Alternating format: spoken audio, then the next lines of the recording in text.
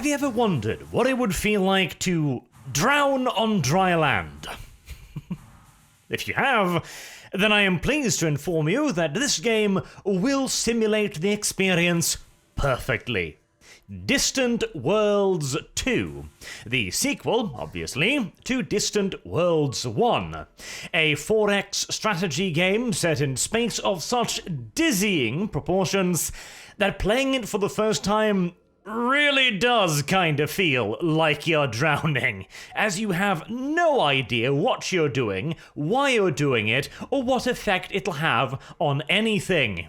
It's also a problem that the game kinda refuses to tell you any of the things you kinda need to know to be able to play it. And yet, this is a game whose greatest weakness is its sheer level of ambition. And yet, simultaneously, also its greatest strength. And it is because the limitations imposed by that ambitions. Let me give you an idea of what I'm talking about here before I waffle on esoterically for 15 minutes. Right down here, we have ourselves a little ship, a little transport ship. It's picking up a bunch of cargo from the nearby spaceport. You can see it's picking up some Kasuti, some Atarian fur, some steel, some Podanti root, etc. And then it'll turn around, start spooling up its jump engine to head off to, where are you going? To an orbital battery, maybe. I don't know. I think it was waffled off there a little bit before I could see where it was heading. That's one transport ship. Over here, you've got one ship which is bearing some cargo to my spaceport. It's picked it up from a mining station, and it'll be unloading it to Archtopia, the planet over here, the capital. There are a lot of these ships scattered throughout the galaxy, bearing the various resources back and forth. It seems simple enough, right? You need resources to build ships, to build buildings, to build infrastructure. Classic strategy game nonsense, right? Except, how many of these little frigates, these little freighters, do you think there are? Do you think I've set up these transports? Do you think I determine where anything is going? Well, let me go to the civilian tab here, and there are currently 1,149 freighters operating in my territory. And that is not taking into consideration all of the neutral freighters, or all of the other civilian ships, which number 1,459, including mining vessels, including resorts, including passenger ships, etc., etc. Not to mention, allow me to show you here a list of the actual resources in the game. All resources. We'll start at the top, and we'll just start scrolling down, and down, and down, and down, and down, and down, and down, and there we are. Those are the resources in-game. And those aren't even all the resources in-game, they are merely the ones I am currently exploiting and or using. Yeah, you would have no hope whatsoever to try and organize all of this manually. It is simply too vast of a task, and the game simulates all of this. For example, a ship might require a tremendous variety of resources. Let's go to the ship design here, for example. And we'll just find a little frigate, maybe? Well, we'll look at that. We'll press upgrade, and we'll go at the bottom here. These are all of the resources required to build just one frigate. All of these resources need to be available where you're building it, be it a spaceport or a planet, which means that your supply system needs to actually make sure that all of those resources are delivered and that they are available in sufficient quantity to build fleets of ships rather than just individual ships. And again, if I zoom back out again, you can see the number, like all of this orange stuff here. This is my empire. All of these planets, all of these spaceports need to be supplied constantly. Every one of these little dots is a ship going around the support of the Empire. It is enormous. In fact, I'm pretty sure it's a simulation on the level that we've never before seen, except maybe Victoria 2, and even then, I think this game probably has it beat. As of course, there's also population, where the population is able to migrate, the population is able to go on vacations to various resort bases, they're able to, you're even able to take over hostile populations, like different species, and integrate those into your empire as well. For example, I've got the happy little spider people down here on Militaria.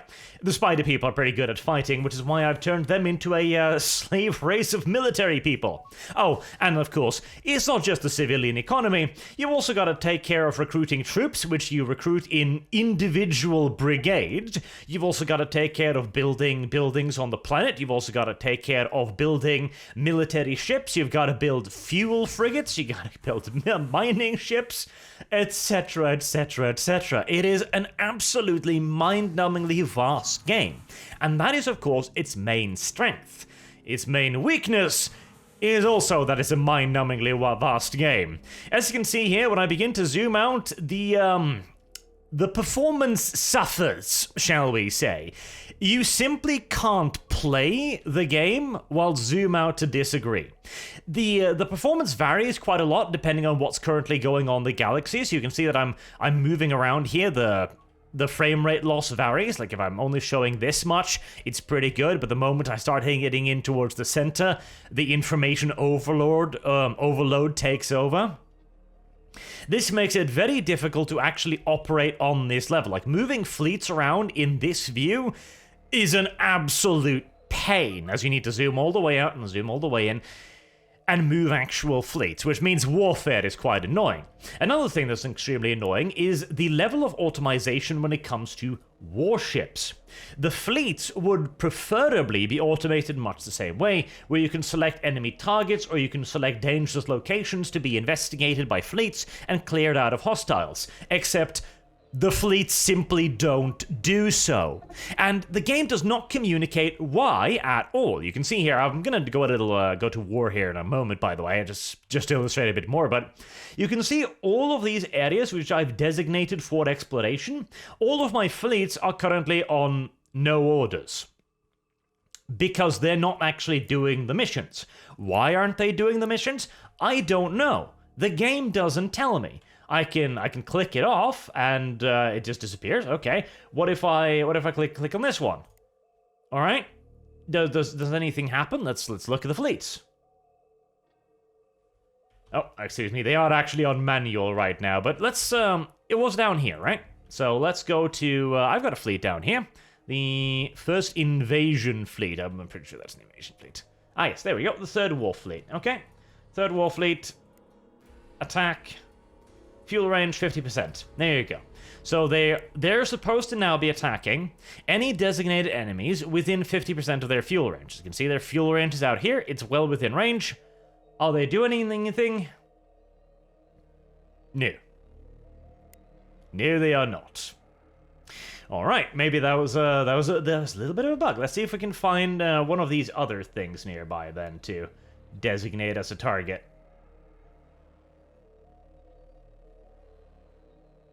Oh, there we are. Okay. Click. And back to the third war fleet. No mission. Why? I have no idea. I have genuinely no idea. I've played this game for 50 hours now. I still have no clue why sometimes they will carry out orders and others, they simply just will not. Again, you can clear. It's clearly within 50% of the range. They are set to automatic. They're set to attack. They're supposed to be attacking and intercepting. They're not. And judging by what I've seen on the forums as well, because I looked through it trying to get this figured out and trying to get this explained, nobody seems to understand how the military automation works. And it leads to an enormous amount of frustration, because the only other way to do it is to zoom in. I figure, okay, what fleet is that? Zoom out again, find it over there, select it, go over there, zoom in. Like, okay, what do we got here? All right. And then click on one of them to make them attack, in which case they'll pop in, attack one of them, and then just sit there, not knowing what else to do. And then you've got to go in, okay, sure, I've got to go in here, set manual, fuel range, nearby, and then they'll start attacking stuff in the same system. and then you've got to wait for them to finish, or just zoom out and hope that they do their job and go back and check on them. In many cases, you can't even do that because of other settings. For the longest time, I had no idea why I couldn't attack a system, despite obviously being in range, doing in manual, all of the things. The fleet would arrive, and then instantly turn around and head back to wherever they were coming from. I was about ready to just quit the game right there, until finally I realized that you've got to go to policy setting, where you have all of this automation, all of these tabs, almost none of which is explained sufficiently, and you've got to go to military, and you've got to go and turn off automatic refueling to manual fleets. Automatic refuel manual fleets? No. Otherwise, they'll simply go, oh, we don't have perfect fuel. We've got to leave again and get perfect fuel. Ay, ay, ay. It really feels like you are just beating your head in against a wall half the time. The game is too big for its own good, frankly. So, let me show you some warfare stuff here. So we've got the Mortalan Empire next to us here. They don't like us, which is fine. They don't have the military power to do anything about it anyways. We are going to offer them a treaty and declare war on them. Once the lag settles down, there we go. There we are. I am now at war with them. Let's see if the game was nice enough to update my enemy targets with the Mortalan Empire. No, it didn't. So this tab 2 is unfortunately rather pointless to me right now. Otherwise, I could select a target for a certain alliance and actually, okay, attack that, and pray that it actually does. But since it's not actually going to register, we're going to have to do it the good old-fashioned way. All right. We've got an enemy's area up here. We've got our first strike fleet. Let's see, where's the strike fleet at? There we are. And we'll zoom on in. And here's the planet. Okay. Lag. Right, and we're going to dump them in over there. Meanwhile, the rest of the fleets, I'll be setting them to defend. Whether or not the defend works is, again, a complete coin toss, but it's better than nothing, because at least it has an opportunity to work. And if it doesn't work, well, again, you're in a problem, because you might think, alright, well, just keep an eye on your empire. Again, the lag, the slowdowns means it's very difficult to actually do so. You do have notifications over to the right here. We're going to start the simulation again. And that's going to pop up like events like this, a patriotic wave, or a ship that's under attack. Now, reacting to ships under attack is entirely pointless, because the galaxy is so large that it's just needless busy work to bring stuff over. The best thing you can do is simply produce bunches of escort vessels like this, which will be going around escorting various ships in the galaxy. That's your best bet. You'll also see messages like spies, for example, or tech being finished. This is the tech stream, by the way. You can see stuff will pop up even though I'm not currently researching it. That is because my spies are stealing it, or I'm gaining it via disassembling wrecks or something like that.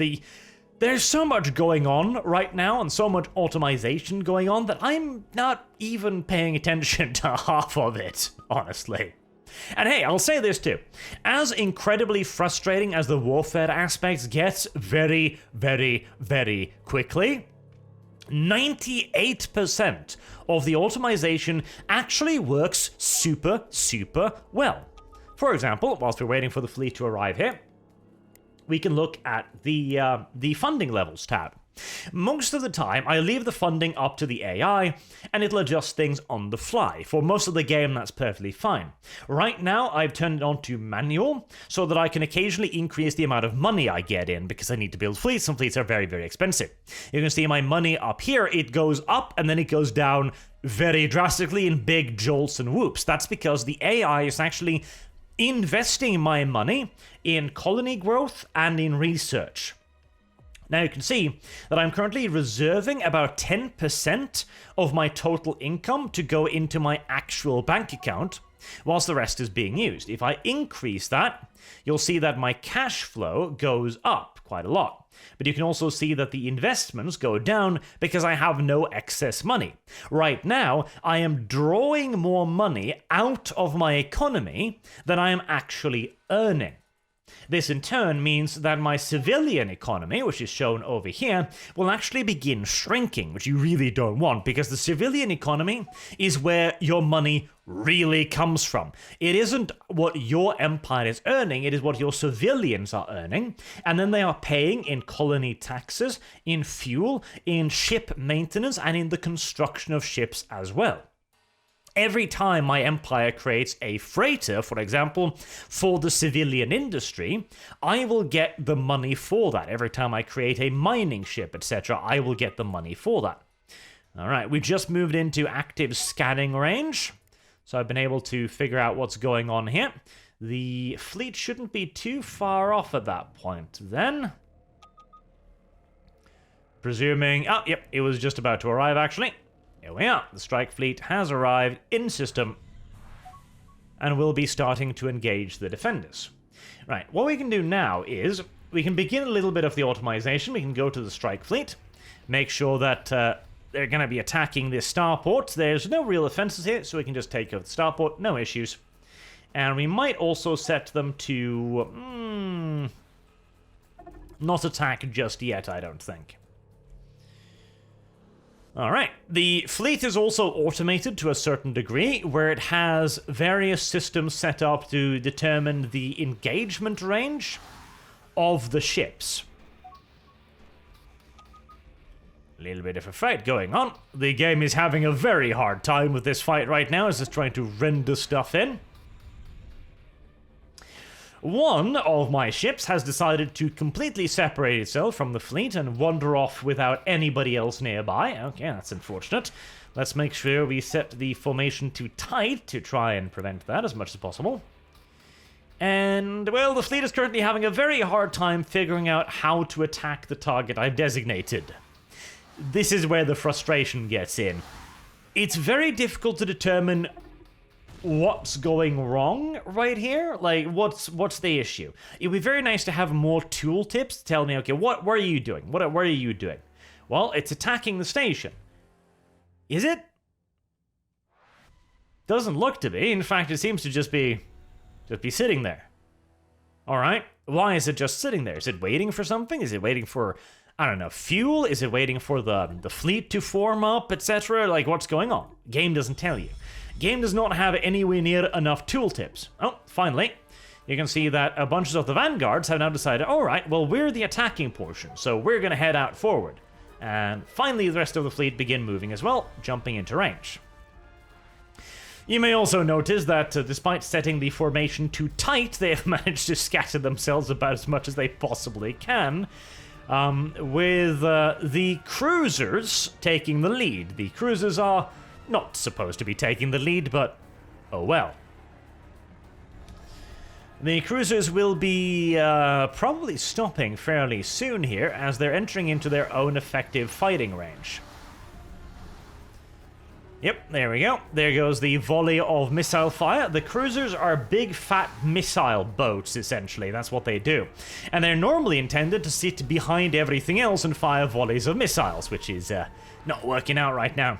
In fact, it's under attack by enemy fighters and bombers. However, it does also have a fair bit of point defenses, in the case of the Aegis missile battery, so it will begin to engage and shoot down these bombers, though ideally he wouldn't be sitting here completely exposed from the rest of their fleet. And there goes the spaceport. Nice and easy. The game is having some pretty hardcore problems with its performance right now. It really does need some pretty serious performance improvements. It has seen some. Like, the game runs better now than it initially did, which should give you some idea of how poorly it ran initially. But it's doing alright, and to be fair, this is quite a lot of stuff. These are tons of fighters, tons of bombers, engaging targets and destroying them across this planet. Alright, we've dealt with the space battle. We're gonna have the... Let's pause there to deal with the frame rate loss a little bit. We're gonna have the first strike fleet take up defensive position, and then we're gonna go get to the invasion fleet, And we're going to have them begin the journey to get into system as well. As the invasion fleet, if I can just skip to it here. There we are. They should be fairly nearby, stationed around another planet, as the invasion fleet are the guys who actually are bringing the infantry along to conquer the planet. So they're in Dynaskar here, and they'll be heading over to Merkur pretty damn soon. You can also simply just depopulate entire planets if you so choose, but populated planets are very, very valuable because that's where all of your money comes from, of course. Whilst they're doing their journey, let's have a quick look at the research screen as well, which is also going to lag to high. Oh, no, it isn't. Hey! The research screen works now. Great. I swear to God, the FPS is so bloody random. Right now, I am researching the Bakura's shipyard, which is a legendary structure, can only build one in Galaxy, and you can see that it will give me a tremendous amount of economic benefits as well as increasing the speed at which ships are being produced. A very useful structure.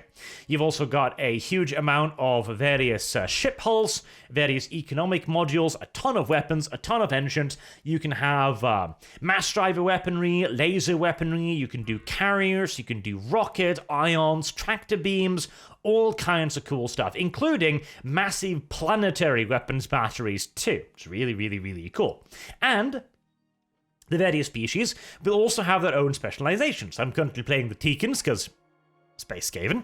They've got really good grappling beams, and they've got really good ion bombs. Meanwhile, the humans have got really good missile tech, and I think they've got some decent interceptors as well, and some good turret automation, like solid slug rounds, stuff like that. I think, didn't I have the kitty cat race? The kitty cat race had something too. Oh, I've actually got these guys fully integrated, so I've got skip fighters and fast bombers, in addition to my own specialized advanced attack shuttles as well. There's a lot of cool stuff here, and you can really customize how your species fight. And the various races also have different ship setups. The Teekans, for example, really like using weapons with the seeking mode, so guided missiles or ion bombs, because their weapon positions tend to be awful, like at the rear of the ship or to the side of the ship, either requiring your vessel to be actively disengaging from the enemy to fire its weapons, or you need to make sure that you're using loads of seeking weapons, like again the missiles and the ion bombs. Otherwise, the Teekans just won't fight, which is a little bit of a problem. Oh, is that actually well, it was a fleet. It might have been blown to smithereens already. I should have some pretty serious local superiority here, so I'm not particularly worried. The invasion fleet has arrived. Alright, we're gonna not order them to assault just yet. We are going to tell them to bombard Mysore 3. As there are some of the ships in the fleet that are specially designed to bombard planets. Boom, boom, boom, boom, boom, boom, boom, boom, boom, boom. Now, this planet is not actually particularly well fortified right here. It's got some infantry, but it doesn't have any anti-orbital weaponry, it doesn't have any shield batteries, and it doesn't have any fortified bunker lines or defensive structures. So this should actually be a pretty damn simple invasion. In fact, we're going to cancel that bombardment, and we're going to set up an attack point instead. Oh, no, the fleet is being a little bit derpy right now. Well, come on, come on. There we are. They're going to stop being derpy for a second, and we're going to have them prepare. So when you tell them to prepare, they'll begin moving in as many of their ships and then begin landing the drop pods. It's not perfect, because unfortunately, there is no wait until you're all able to deploy your troops button before invading. Which means that if you're not very careful, it's going to dump some of your troops onto the planet, where they'll get immediately obliterated, and then your fleet will very slowly feed in the rest. of the army, making sure to sacrifice as many of your troops as humanly possible. Not great. Not great at all. I would very much so like a make sure you've got everyone in range before you start deploying button, but oh well, they're just Skaven. Some casualties are unavoidable and entirely acceptable, I do suppose. And this was a pretty easy one. I've taken over the planet and I've captured a bunch of their generals as well. Colony conquered. Fantastic. Now, the local populace is not particularly happy with me, but I've currently got it automated so that they will be on a very low tax rate, and the game will try to keep their happiness as high as it can, considering they're currently being occupied by rodents who seconds ago were nuclearly bombarding their planet. You know, shit happens. Now, here's another annoying thing. I would very much so like it if I could bring a certain amount of this back up into orbit. I want to leave a garrison, but I don't want to leave all of my troops here, because it's ridiculous overkill. So it'd be very nice if I could, you know, drag a box here, or click here and go like, okay, select all of a certain kind, or, you know, drop all of these, etc. That would be quite nice. I can kind of do it by ungarrisoning them, and at least if I go to this one here, for example, you can garrison the troops, and you can see that there'll be a little blue line underneath them. But what I would really like to do is to... Oh, shit, now that opened the entire thing, didn't it? Darn it. Right, well, you can see my struggles. Because all I want to do is I want to take a percentage of this garrison off the planet, but I can't really do that. So instead, I've got to go in here, I got to click on one, transfer, click on one, transfer, click on one, transfer, or I can try and select... Oh, no, I can't even do that. I was hoping I could maybe select a series of them, but no. It's dumb, and this shouldn't be necessary. This is very stupid. This is very, very stupid. Now, you can set up armies, so I can go here, for example, and set up an army template. The problem is, it's only percentages, so I can't select so and so many troops. I can only say that the fleet will have this and this many things of each. Because normally, the way you'd want to refurbish a fleet is to click on it, and then click on this button to reload whatever troops you've got. But the problem is, they're not going to take the specific troops I want. They're not going to take away a certain amount.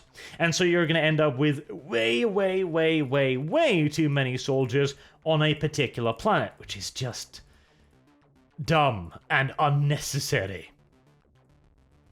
You'd think maybe this would be one of the things that could be automated, but, oh well. So, having shown you a little bit of the warfare, highly manual, if you god damn it. I've had a couple of wars where I've had to fight on multiple fronts, and it is just absolute hell, because you cannot trust your fleets to fight intelligently.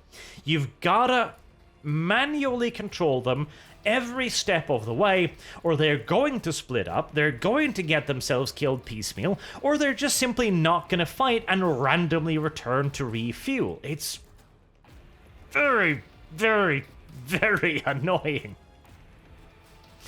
But the military is also one of the only major annoyances I have. To give you some conclusions here. 98% of the automation works very well. The civilian infrastructure is mostly flawless. The only problem I've had is, for the longest time, I couldn't build any spaceports anywhere.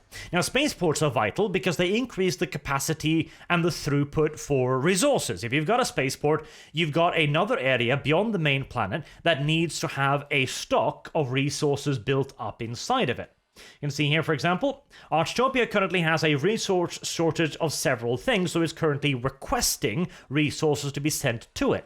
That request will go out into the civilian economy, which will then begin mobilizing freighters to bring in the stuff that the planet is currently requesting. Alright, makes sense. If you've got a spaceport, you've got a second thing requesting things, so you need more frigates. The game will automatically respond to that by saying, hey, the civilian economy needs another 20 frigates, and it's going to place the order for another 20 frigates in your spaceports, and they will be constructed. However, what happened was that the planet themselves refused to take on 4 units of Kuprika, 4 individual resources, and without those, I couldn't manually build a spaceport because I was lacking literally 4 resources.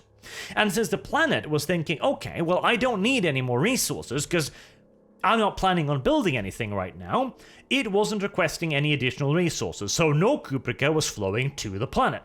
And without any Kuprika flowing to the planet, I couldn't increase my demand for resources. Without an increased demand, no further freighters were created. Without any more freighters, the planet continued to prioritize resources that weren't Kuprika. And so the entire system just collapsed in on itself, hard bottlenecked by the lack of these 4 resources. It was also violating my economy because I couldn't increase my capacity for the civilian economy. I couldn't increase the demand for resources, thus I couldn't increase the demand for freighters, which again meant that I couldn't grow the civilian economy, which meant that my economy in turn collapsed. Until I had to go in and manually request 4 Kuprika to be sent to every planet so I could manually build the spaceport, and then finally the game was, oh, I have more capacity now. Queue up 200 freighters. And for all of the critique I'm leveling at the game's AI, I've shown you several other games like this, haven't I? Where they have the idea, oh, wouldn't it be so cool if you were the supreme commander and you were simply issuing orders to your military? And I agree, it would be so cool, but the AI is never able to achieve that standard of competency where you as a human are willing to go, okay, do that, and not tear your hair out at how shit it is at doing it. And this game does that better, as in it does the automation and the AI part better than almost, I think, actually every other game I've ever played. Like, it does a really good job for 98% of it, but the remaining 2% is so goddamn frustrating. It is so goddamn frustrating because it doesn't tell you what's going wrong. Again, why are my fleets not attacking these things? I don't know. Like, what should happen is I should hover over this and it should show me a list. Okay, Warfleet 1, 2, 3, and then the reason I'm out of range, or I don't have fuel, or I'm busy with something else, whatever. Just give me a reason for why it's not being done. Because if it's out of range, I can go like, okay, it's out of range, right, fine. Where is this? Oh, it's over here. I'll zoom on out. Ah, okay, so I need to have ships closer to this if I want to deal with this, so I'll just have them set up a base here, for example, or I can use the fact that I've got basing rights with my allies here to go and check out that area. Okay, I've solved the problem, and I don't have to look at this and wonder what the hell is going on. And in other cases too, like I had demonstrated previously, you're well within range of the enemy you're supposed to be attacking, but the game simply doesn't. Why? Again, the game doesn't tell you. This is another problem too.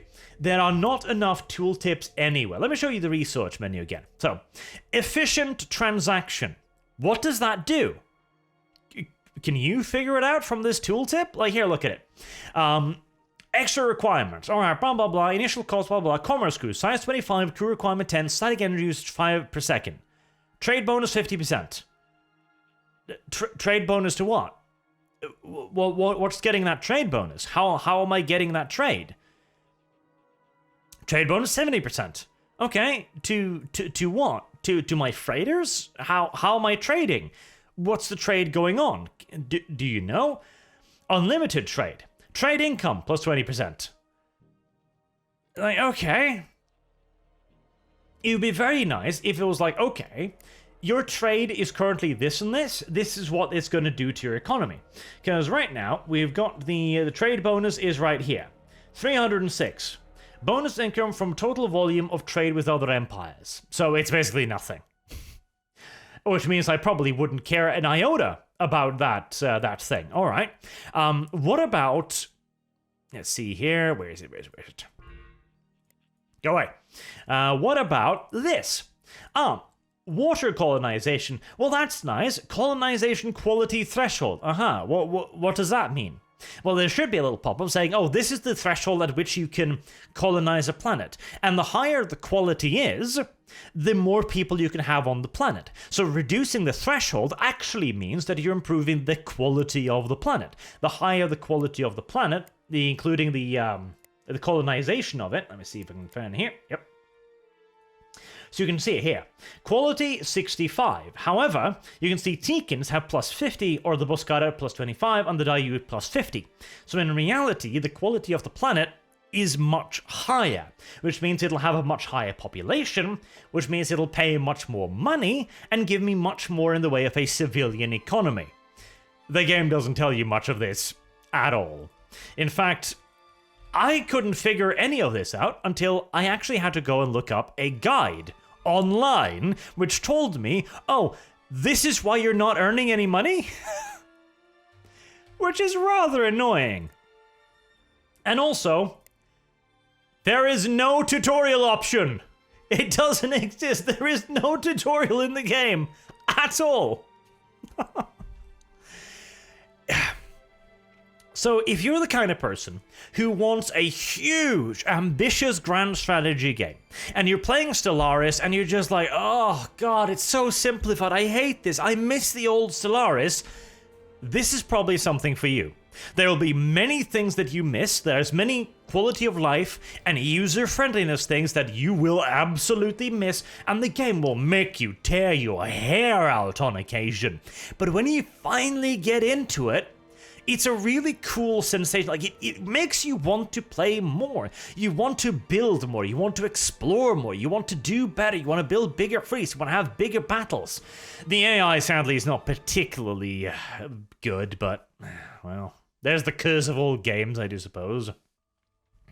But it's really goddamn cool, and all of the factions play in subtly different ways, which is also different and cool stuff as well. However, if you are a newbie to the grand strategy, to the 4X, if you haven't already played your fair share of Paradox games or the old school grand strategies, do not play this game. It will hurt you. It will absolutely hurt you. You will be stuck most of the time screaming at the monitor, why not?